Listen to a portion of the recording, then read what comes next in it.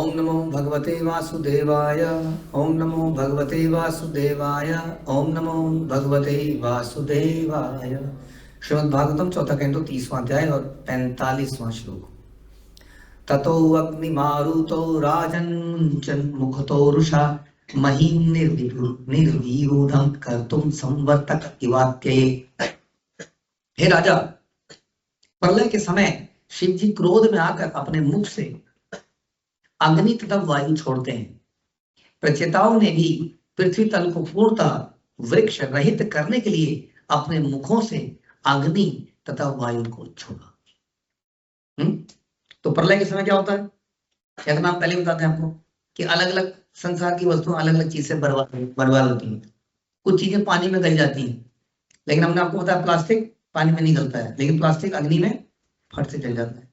तो कोई वायु से खत्म हुआ, कोई अग्नि से, कोई पानी से, इस प्रकार से अलग अलग चीजें छोड़ी जाती हैं। उस वक्त एनाइलेशन जो होती है, भयंकर एनाइलेशन। आप देखिए, कई बार आप कभी पहाड़ साइड में जाएंगे तो आप देखना वहां पर कि रिवर बहुत नीचे आपको क्लियरली दिखेगा, उससे बहुत ऊपर, बहुत बहुत ऊपर साफ साफ आपको पानी की लाइंस दिखेंगी। मतलब दिखेगा कि यहाँ पर कभी पानी था, और पूरा कटा हुआ दिखेगा पहाड़। मतलब कितनी भी बरसात हो जाए पानी वहां तक पहुंच ही नहीं सकता है, लेकिन आपको साफ दिख रहा है। आज की डेट में भी आप देख सकते हो, अगर आंख खोल के देखो तो इतना पानी गया कब होगा? तो प्रलय में गया होगा।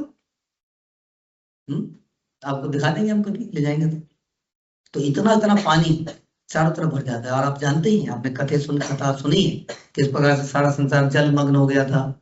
हाँ, वो इधर सत्यव्रत राजा, उनको मत्स्य अवतार ने आके घोषणा करी कि ऐसे ऐसे होने वाला है, you bring all the species. और एक मैं एक क्या कहेंगे उसको, शिप, उसको कैरी करके एंकर करके लेके चली जाऊंगी वटेवर, मत्स्य अवतार, और उसमें आपको बैठ जाना है। तो इस प्रकार जो शिव जी है, उनका मुख्य कार्य क्या है? एनाइलेशन, प्रलय। उसके लिए वही काम करते हैं। शिव जी के शिष्यगण कौन? सचेतन। तो इनके पास कुछ शक्ति तो होगी जो इनके गुरु जी के पास है। तो इन्होंने भी क्या किया? पृथ्वी को वृक्ष रहित करने के लिए अपने मुख से अग्नि और वायु को छोड़ा। इसके बारे में पहले चर्चा कर चुके हैं कि क्यों वो इतने क्रोध में थे। इस श्लोक में विदुर को राजन कहकर संबोधित किया गया है। इस प्रसंग में श्री विश्वनाथ चक्रवर्ती ठाकुर की टीका है कि धीर कभी कुपित नहीं होता। धीर व्यक्ति क्रोधित नहीं होता। और धीर कौन होता है? धीर व्यक्ति अच्छा है बुरा है? धीरस्तत्र न मुह्यति, है ना? या सुखम दुखम, क्या है वो श्लोक? धीरम सो अमृतत्वाय कल्पते। ये कई जगह वर्ड आएगा, धीर बनो। हाँ, धीर, धीर का मतलब धैर्य। धैर्य से धीर, जो धैर्य रखे, जो उतावला ना हो, जो एकदम से क्रोधित और एकदम से खुश है, एकदम से क्रोधित हो गया है, उसके अंदर धीर है। वो सोच समझ के कार्य करता है, जो सही है वो कार्य करता है। वो अपने इमोशंस में बह के काम नहीं करता है। वो शास्त्र अनुसार, गुरु अनुसार कोई कार्य को करता है, उसको क्या कहेंगे? धीर व्यक्ति। धीर तुम बड़े चलो, वीर तुम बड़े चलो। तो जो धीर है वो कंसिस्टेंट रहता है, उसकी एक पहचान है। वो जो भी करेगा, भक्ति करेगा तो कंसिस्टेंटली करेगा, उसकी माला कंसिस्टेंट हो, उसका उठने का समय कंसिस्टेंट हो, सोने का समय कंसिस्टेंट हो। कंसिस्टेंटली वो 12 बजे सोएगा, कंसिस्टेंटली वो 8 बजे उठेगा, है कि नहीं? बोलो नहीं। तो क्या बता रहे हैं कि धीर कभी कुपित नहीं होता, क्योंकि भक्ति में स्थित होता है। क्योंकि महान भक्त अपनी इंद्रियों को वश में रखते हैं।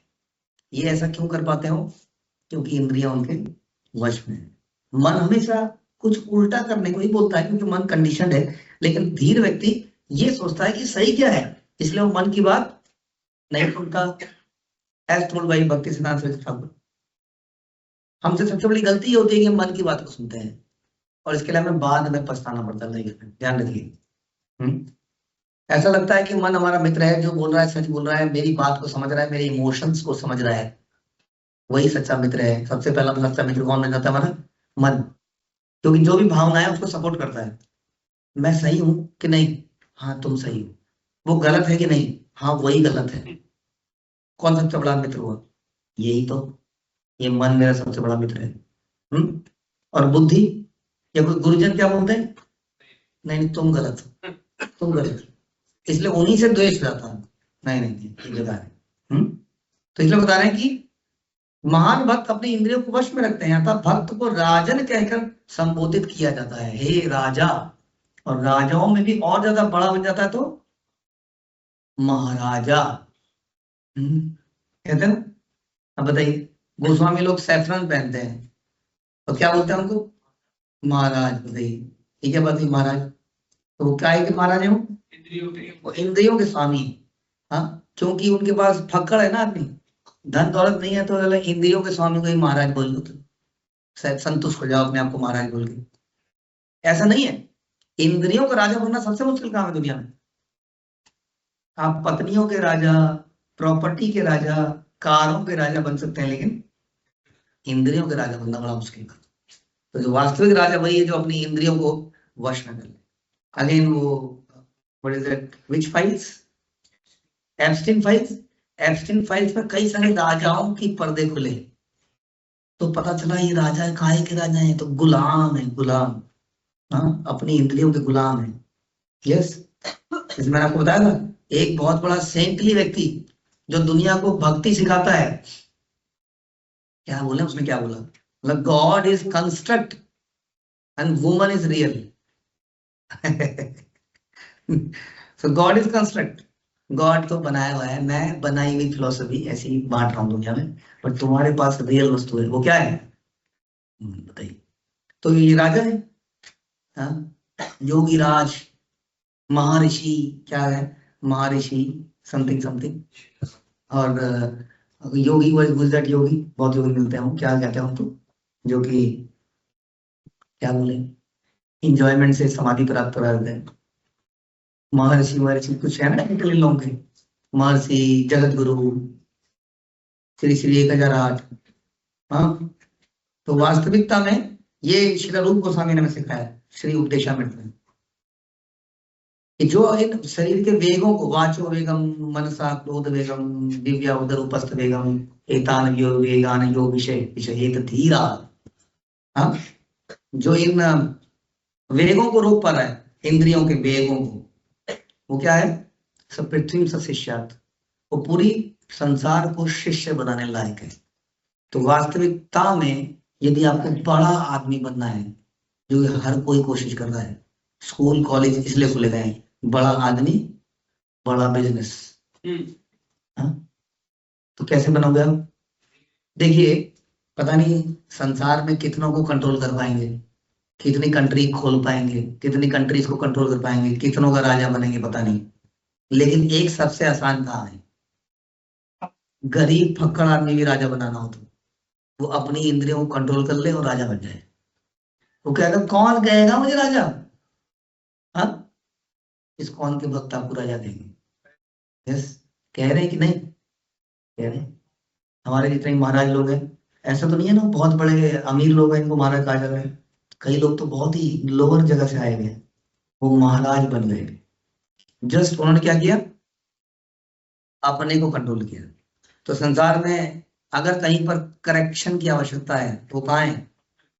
हमारे अंदर। बस इतना अगर हम कर लें तो हम राजा बन सकते हैं, संसार को जीतने की आवश्यकता नहीं है। इसलिए यहाँ पर राजा कहा जा रहा है, बता रहे हैं, राजा प्रजा को वश में करके अपने शासन चलाता है। इसी प्रकार जो अपनी इंद्रियों को वश में रखकर जीता है वह इंद्रियों का राजा है, उसको गोस्वामी कहते हैं। स्वामी, गोस्वामी, पद्मनाभ स्वामी, स्वामी। बताइए, बनना है आपको स्वामी? बोलिए, स्वामी बनना है? गोस्वामी भी, गोस्वामी बन जाओगे तुम लोग, नकल मारो गोस्वामी को। तो वह स्वामी या गोस्वामी है। स्वामी तथा गोस्वामी को कभी कभी महाराज कहकर संबोधित किया जाता है। दिस इज रियल नॉलेज कि हु इज रियल, बड़ा बड़ा कौन है। समझ में आ गया? पढ़ लिख के क्या करना है? बड़ा बनना है। बड़ा मतलब इंद्रियों का राजा। ये पढ़ाई का वास्तविक पर्पस होना चाहिए। पढ़ाई क्या करना चाहिए? पढ़ाई तमसो माँ ज्योतिर्गमय, बचपन में सुनते थे हम, पता नहीं है, रटा हुआ था हमने बचपन में, तमसो माँ ज्योतिर्गमय, क्या सुना है कि नहीं? अब क्या मतलब, vidya should take you from the darkness to the light. हाँ, तो डार्कनेस टू द लाइट, जैसे कि अभी लाइट नहीं है तो आपने कम लाइट चलाई है, आप टेक्नोलॉजिकली एडवांस नहीं हो। अगर आप टेक्नोलॉजी एडवांस होते तो अभी यहाँ लाइट होती पूरी, लाइट जाने के बाद भी तो आपकी जो विद्या है वो आपको इतना टेक्नोलॉजी एडवांस करे कि आपके घर में हमेशा लाइट जली रहे। This is the theory of today, कि लाइट जला दो अगर तो दिस इज कॉल्ड एनलाइटनमेंट। कितना सुंदर वर्ड है, एनलाइटेंड। लाइट जला देना, एनलाइटेंड। प्रभु जी मेरा कमरा एनलाइटेंड हो गया। थोड़ा जिसको इंग्लिश आती होगी सोचिए, ऐसा बोलोगे आप कभी कि मैंने बल्ब जलाए, मेरा कमरा एनलाइटेंड हो गया? नहीं तो इसमें गलत क्या है?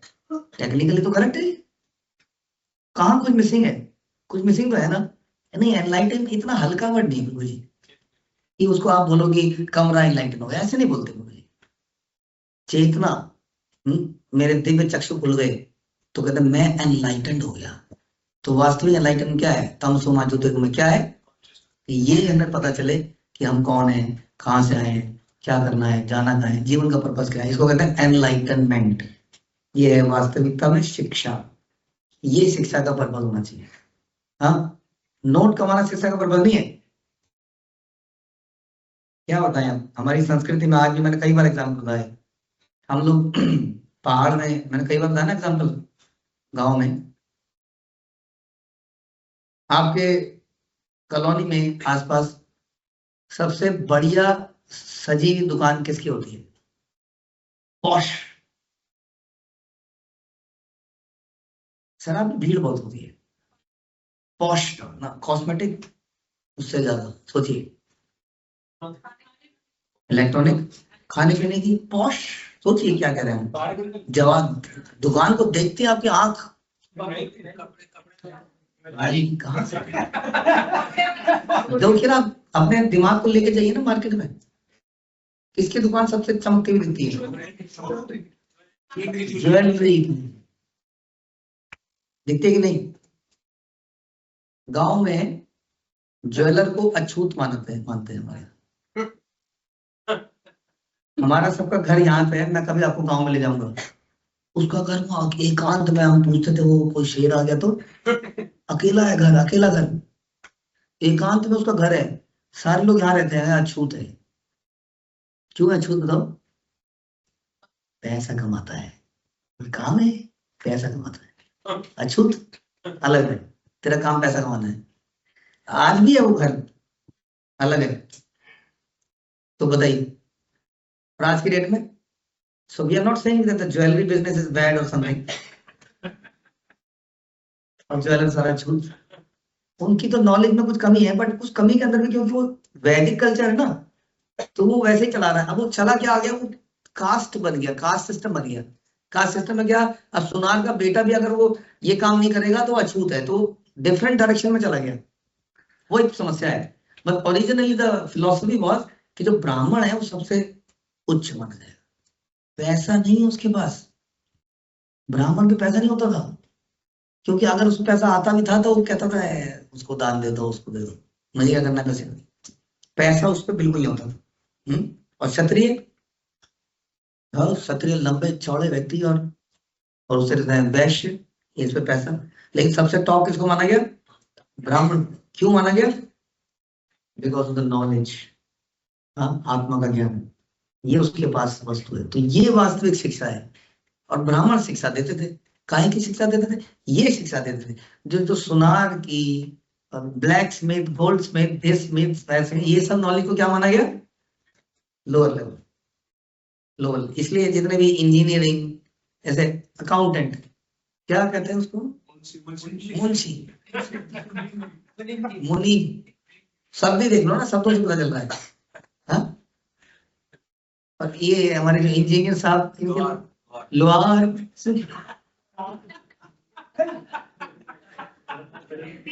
ये सब lower lower level of knowledge मानी गई।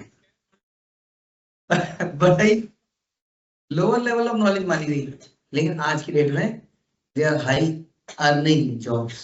उस वक्त भी अर्निंग जॉब्स थी, लेकिन उस वक्त पैसे की ऐसी वैल्यू नहीं थी। उस आदमी की वैल्यू पैसे की वैल्यू से माना जाए, जिस पे ज्यादा पैसा है वो ज्यादा बड़ा आदमी है, सक्सेसफुल आदमी। ऐसा नहीं था ये कि जिस पे नॉलेज है, रियल नॉलेज। नॉलेज तो वर्ड बड़ा ही, क्या बताएं उसको, जितनी बुरी तरह से काटा छाटा गया है। नॉलेज नॉलेज, ये नॉलेज क्या है? क्या है नॉलेज? बताइए आप लोग बताइए, what is knowledge? I am not this body, I am part and parcel of God Krishna, I am his eternal servant.